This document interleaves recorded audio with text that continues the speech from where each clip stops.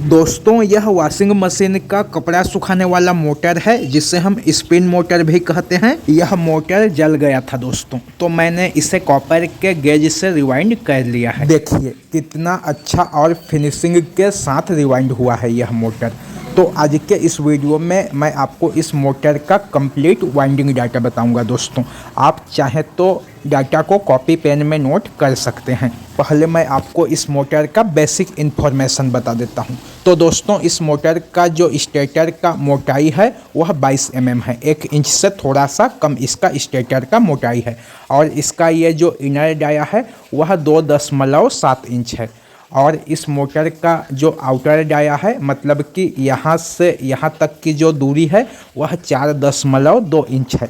किसी भी मोटर का वाइंडिंग डाटा जानने से पहले उसका स्टेटर साइज और OD/ID जानना बेहद ज़्यादा ज़रूरी है दोस्तों। यह मोटर 4 पोल में रिवाइंड होता है। इस मोटर का RPM 1440 के आसपास होता है। देखिए इसके रनिंग क्वाल की संख्या जो है 4 है और इसके स्टार्टिंग क्वाल की संख्या भी 4 ही है। देखिए ये चारों अंदर का क्वाल स्टार्टिंग क्वाल है और बाहर का क्वाल इसका रनिंग का क्वाल है।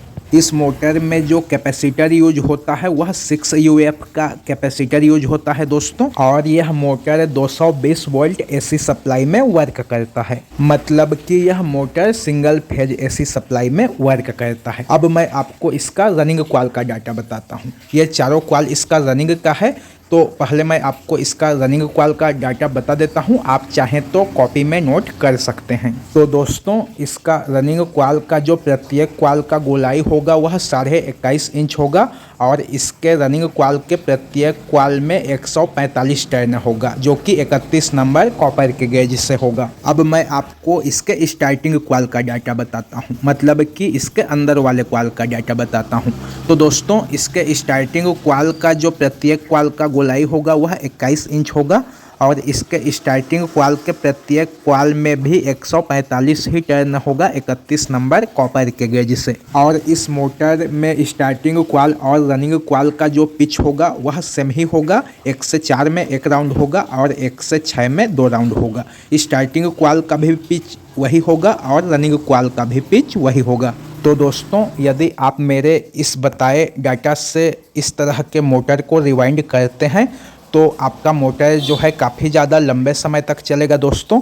बस आपको एक बात का ध्यान रखना है कि आपको कभी भी इस तरह के मोटर को एल्यूमिनियम के गेज से रिवाइंड नहीं करना है। आपको इस तरह के मोटर को सिर्फ कॉपर के ही गेज से रिवाइंड करना है। आपको यदि मेरा आज का यह छोटा सा वीडियो पसंद आता है दोस्तों तो प्लीज़ वीडियो को लाइक कीजिए और ज़्यादा से ज़्यादा अपने दोस्तों में शेयर कीजिए।